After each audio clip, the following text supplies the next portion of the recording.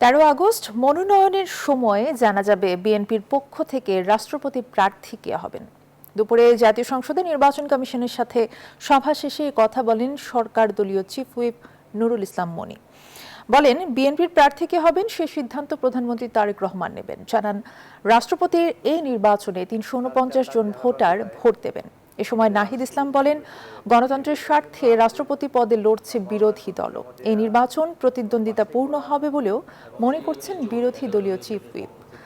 সকাল 11টায় ভারপ্রাপ্ত রাষ্ট্রপতি ও সিএসির সঙ্গে রাজনৈতিক দলগুলোর এই সভা শুরু হয়। নির্বাচন কমিশনের ঘোষিত তফসিল অনুযায়ী একাধিক প্রার্থী হলে 20 আগস্ট বেলা 2টা থেকে বিকেল 5টা পর্যন্ত সংসদ কক্ষে রাষ্ট্রপতি নির্বাচনের ভোট অনুষ্ঠিত হবে।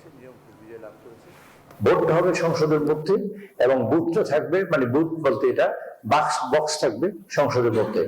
মাননীয় সদস্যবৃন্দরা তাদের বিভক্তি, তাদের আসন নাম্বার অনুযায়ী, জাতীয় নাম্বার অনুযায়ী তারা এখানে ভোট দেবেন। এটা গণঅভ্যুত্থান হলো, আমরা সবাই মিলে জুলাই সনদ রচনা করলাম এবং সংস্কার গণভোটে গণরায় পক্ষে আসলো। তো সেটা আমাদের জন্য একটা দুঃখজনক, হতাশাজনক, কিন্তু তারপরেও যেহেতু নির্বাচন হচ্ছে, আমরা এটা বিনা কন্টেস্টে এই জন্য দিতে চাই না।